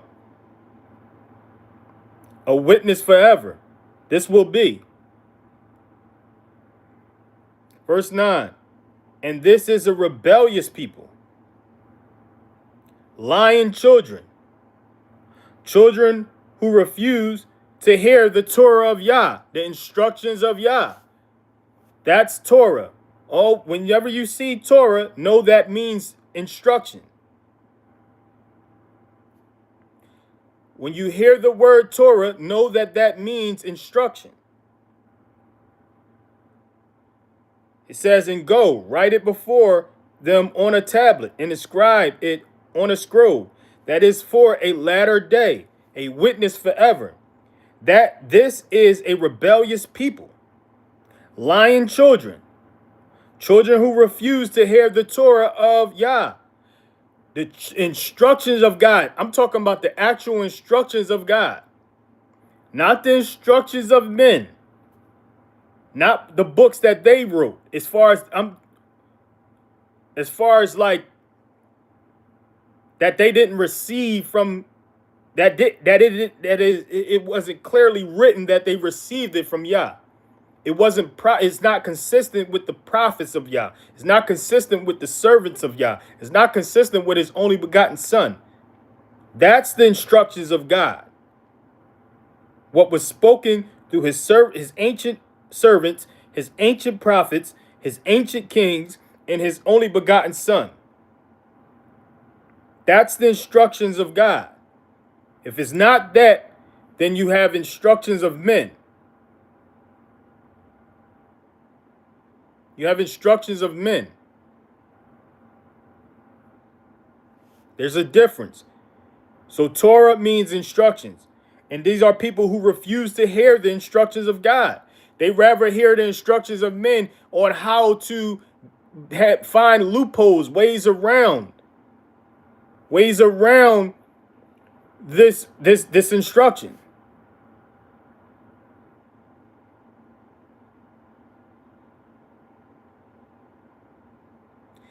They will find ways around this instruction. This is what people want to hear. The easy way. Oh, I could just say with my lips and I'm saved. I could say this with my lips and I'm saved. I could say this with my lips and I have faith. I could say this with my lips and continue to do this with my actions.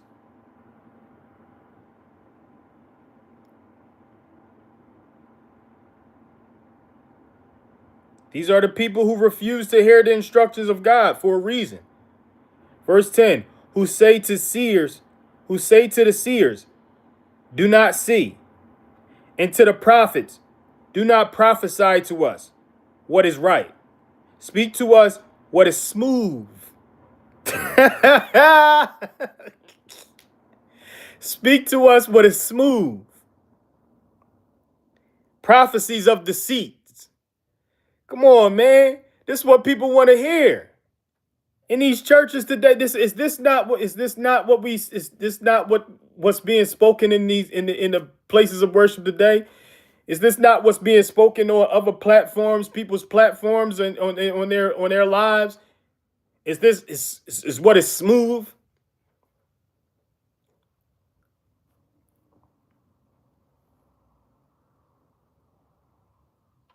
This is what people want. Most people want to hear. They don't want to hear these prophecies. They don't want to hear the instructions of God. They want to hear what is smooth. They want to hear what is smooth. They don't want to hear these prophecies. They don't want to hear the instructions of God. This is what they say. It says, and go, write it before them on a tablet and inscribe it on a scroll, that it is for a latter day, the days that we're in. A witness forever. This is the witness. This what is written is the witness. This is proof to you. So you know that this is the rebellious people, lying children who refuse to hear the instructions of God. This is why people argue, oh, the instructions of God is done away with. The instructions of God is obsolete. These are the lying children. These are the rebellious people. This word should be a witness to you so you can know who's who. If this is you, if this is people you know, if this is a pastor or a preacher or a minister or a person that's on a platform or a live channel, if this is who you know, that's a witness. This word is a witness to them that forever, that witness that these words, this prophecy is true. These are the people who are rebellious. These are the lying children. These are the ones who refuse to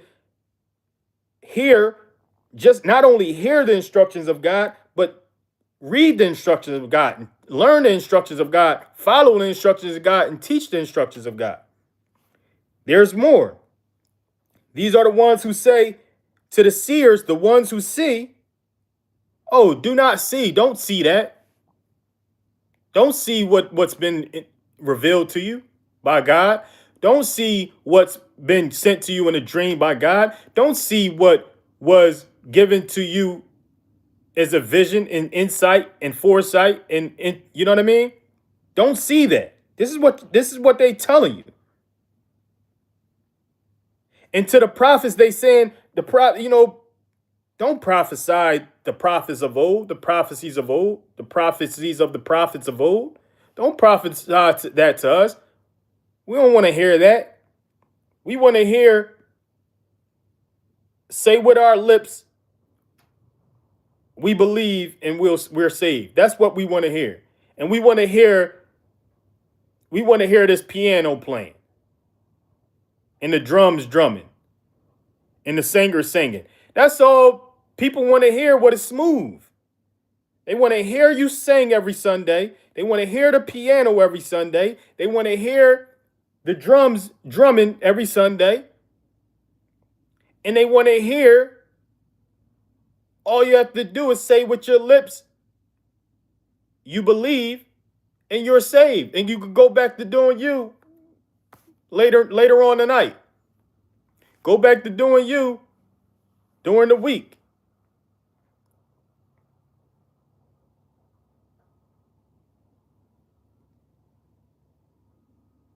These are the same folks. They want to hear what is smooth, man. They don't want to hear what was hard and tough, the hard press, what is hard and press, the narrow path.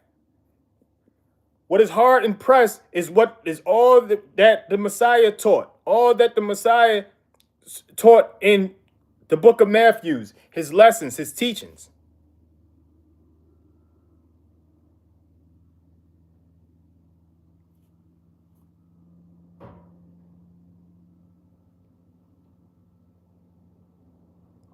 This is what they don't want to hear that. They don't want to hear the actual lessons and teachings of the Messiah, the actual demonstrations and the actual, examples of the Messiah. They don't want to hear that. They want to stay far from that. Hey, don't get to talking all that. We don't want to hear that. We want to hear we can say with our lips, and that's it. Let me wrap this up, man, because I'm matter of fact, I'm gonna just, because all I gotta do, I gotta put this on a charger, so bear with me before this thing cut off. There we go. All right, we good. I had to put the phone on a charger.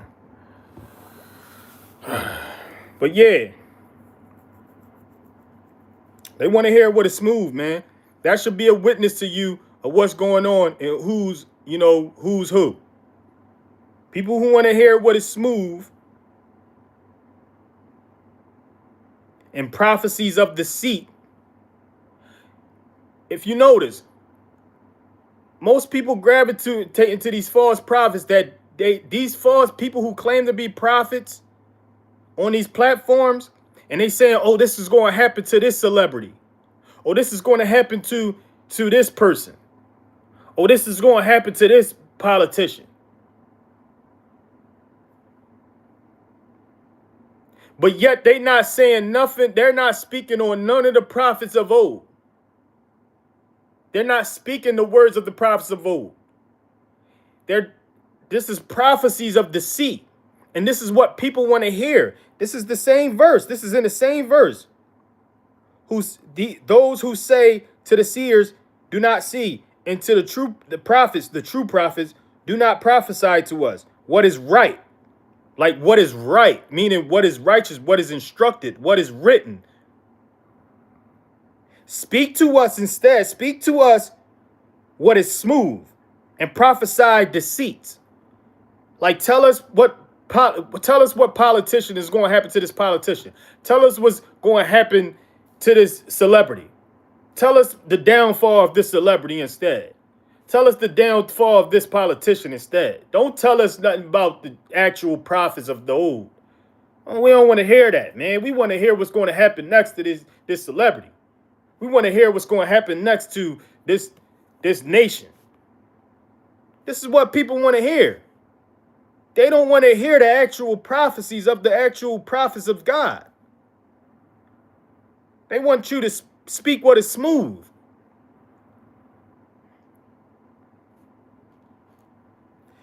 Verse 11, turn aside from the way. Swerve. Verse 11, turn aside from the way. Swerve from the path. Cause the set apart one of Israel to cease from before us. This is what they want.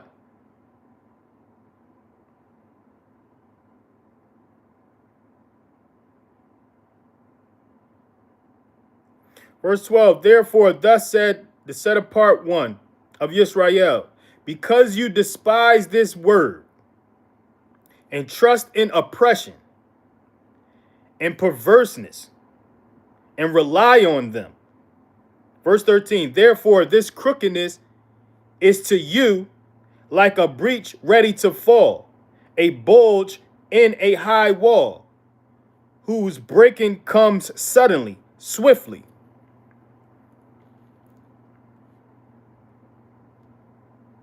Come on, man. Since you trust in these politicians, since you trust in these celebrities and what's going to happen next, and this information and these prophecies of these false prophets and how and what they're saying that's going to happen to them, and you're trusting in their every word, and you're, on the edge of your seat, waiting for their next false prophecy. But you despise the word of God. You don't want to hear it when people get to speak in the actual word of God. You despise it. Therefore, because you despise the word and trust in oppression, the oppression of these politicians, the oppression of the powers to be, you trust in that, And the corruption, the perverseness, the corruption of the celebrities and the corruption of the leaders and you trust in that and rely on them. You rely on these political leaders. You rely on these celebrities. You rely on them. Since you rely on them, therefore, this crookedness is to you like a breach ready to fall. So when it all come tumbling down,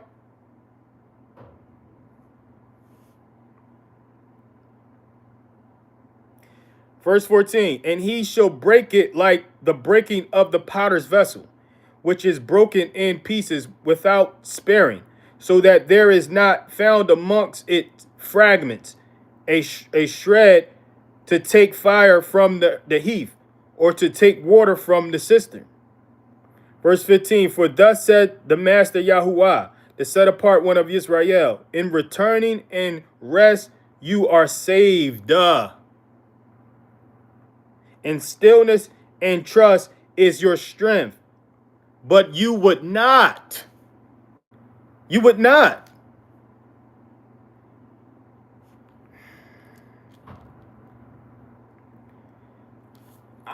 I don't know who thinks or who's teaching that the word of God changes. This is the word then. Why wouldn't it be the word now? If he's telling you that in returning, meaning repenting, returning to his instructions, in returning to his instructions, and rest, meaning resting on the day he said to rest, you are saved.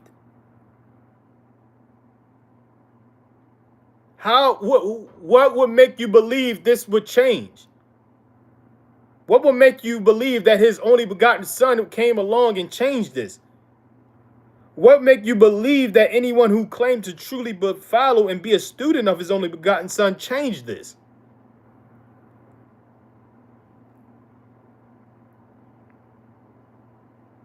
When he's saying you're saved by returning, you're saved by repenting.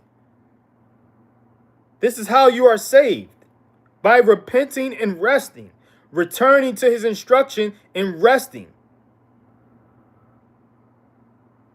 In stillness and trust is your strength. So trusting in his instructions, trusting in his lessons and teachings of his only begotten son, and standing still in it is your strength. But you would not. You would not believe it. You would not do it. You would not return to his instructions. You would not rest on his day. You would not stand still in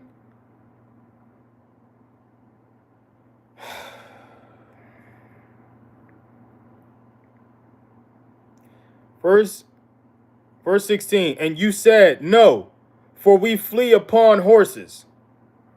Therefore you flee. And we ride on swift horses. Therefore those who pursue you are swift. So this is what is going to lead to you fleeing. It's going to lead to you running for your dear lives. Because you trust in your horses. You trust in military. You trust in men. You trust in the creation instead of the creator. Verse 17, 1,000 flee at the rebuke of one.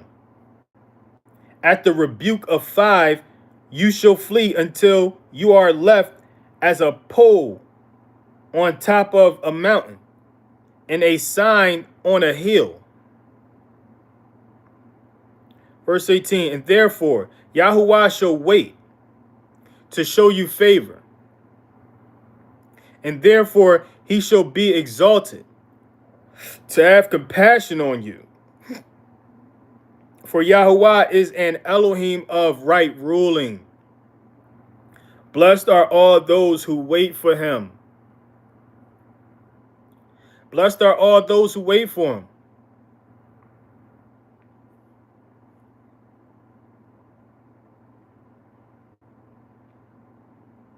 Verse 19. For the people shall dwell in Zion at Jerusalem. You shall weep no more. He shall show much favor to you. At the sound of your cry, when he hears, he shall answer you. Verse 20.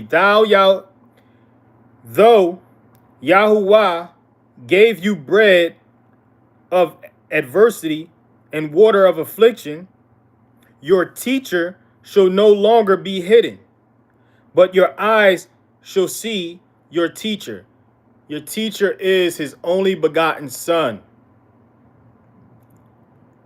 This is what Isaiah is prophesying.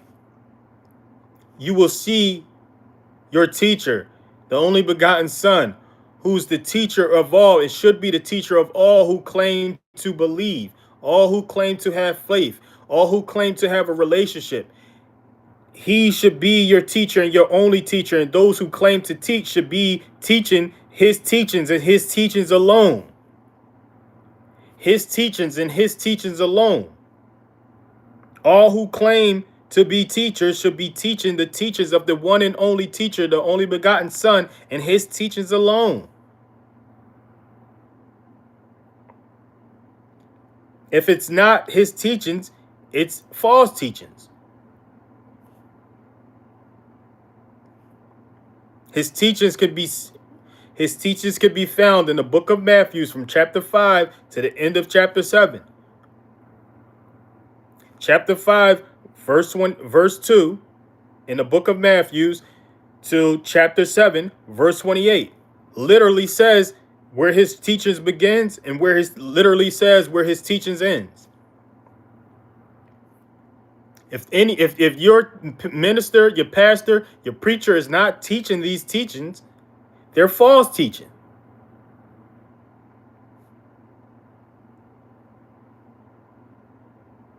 Though Yah gave you bread of adversity and water of affliction, your teacher shall no longer be hidden, but your eyes shall see your teacher. Verse 21, and your ears hear a word behind you, saying, this is the way, walk in it. Whenever you turn to the right or whenever you turn to the left. What did the teacher say? What did the Messiah say? This is the narrow way. These are the examples. He demonstrated them. He left them as demonstrators. He left them as examples, and he's left them as lessons and teachings. That's the way.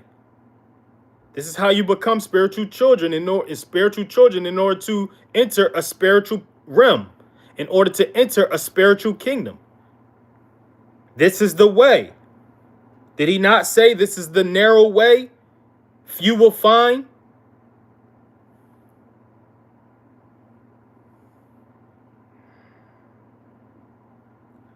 Verse 22, and you shall defile the covering of your graven images of silver, and the planting of your molded images of gold. You should throw them away as menstrual cloth and say to them, be gone. This is what we have to get. You have to bring yourself to get rid of your carved images.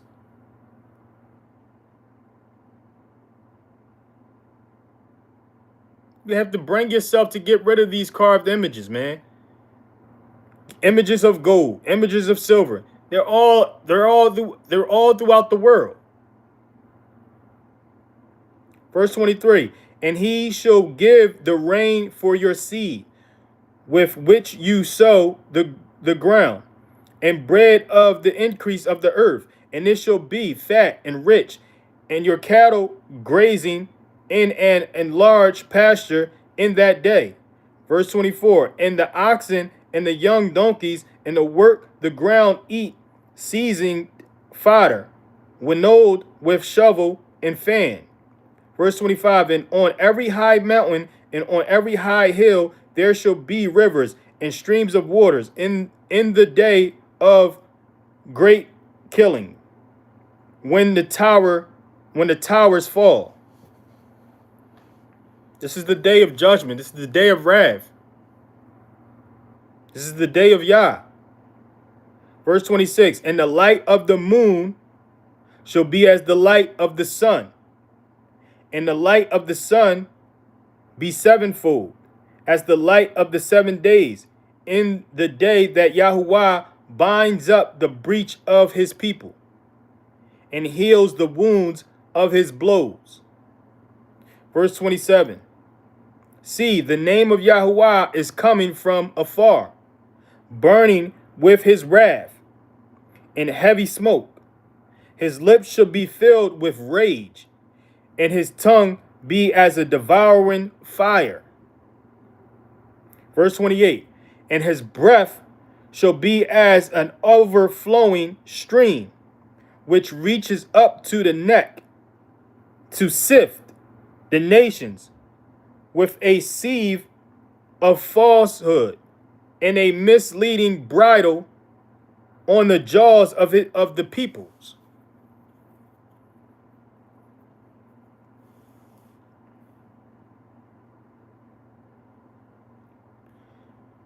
Verse 29, let the song be to you as in a night, set apart for a festival, and gladness of heart as he who is going with a flute, to come into the mountain of Yahuwah, to the rock of Yisrael.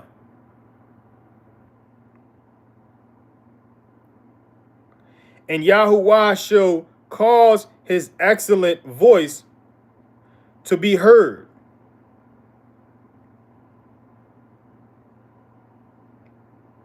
And show the coming down of his arm with raging wrath and the flame of a consuming fire, with scattering, downpour, and hailstones. Verse 31, for through the voice of Yahuwah a shore is broken down. With a rod he strikes. And every passage of the ordained staff which Yahuwah lays on him shall be with tambourines and lyres, when he shall fight with it, battling with a brandishing arm. Verse 33, for Tefeth was ordained of old, even for the sovereign it has been prepared.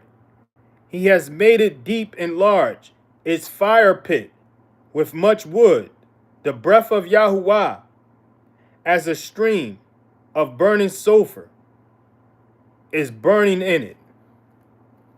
The lake of fire. Like, what more do the Most High has to describe?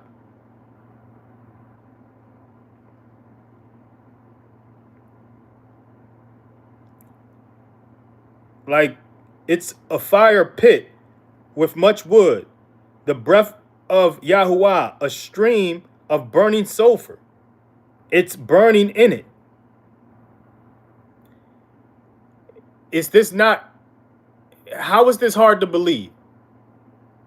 If you can look to a volcano that we know exists from reports and records, if you haven't seen a volcano for yourself, you know that people have seen volcanoes for themselves, and you know that there's record of people seeing volcanoes and know that a volcano exists. We know that a volcano exists in this realm. So if you know that a volcano exists in this realm, how is it hard to believe in a lake of fire?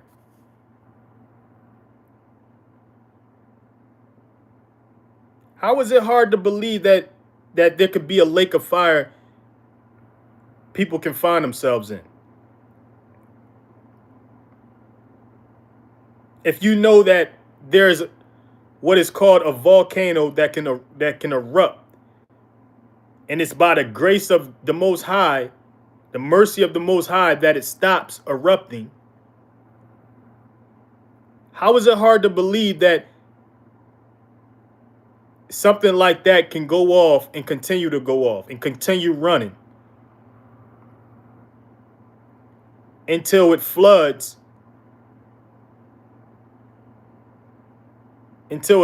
everything with a lake of fire and consumes everything and incinerates everything and everything that is flesh? Everything that is flesh, everything made for the flesh and by the flesh. How is that hard to believe?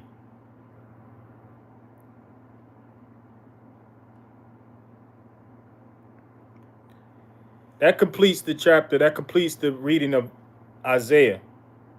I just read from Isaiah chapter 26 to chapter 30. And y'all willing, I have time to get into, I should have time to get into the teachings of the only begotten Son, Yahushua HaMashiach. So I'm going to close this out. And y'all willing, you're able to log back in or log back on to the teachings of the Messiah in the book of Matthew.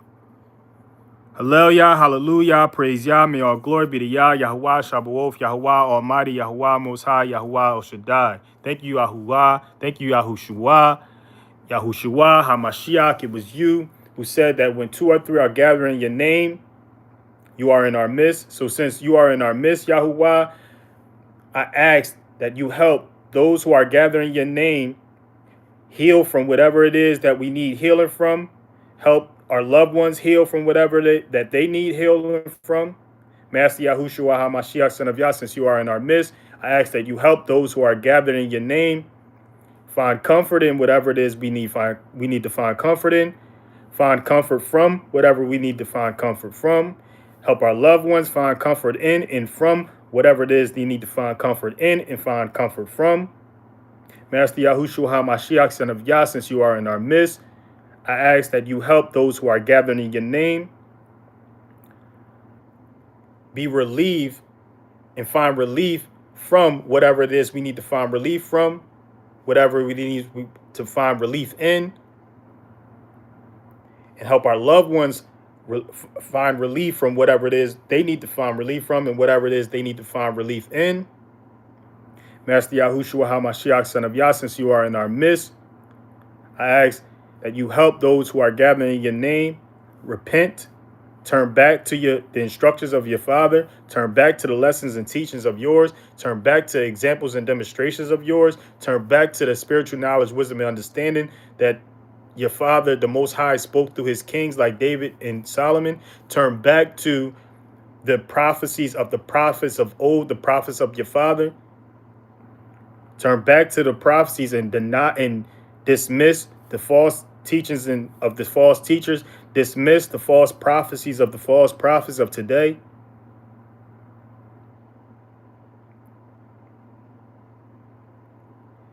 Do our best to do what is instructed.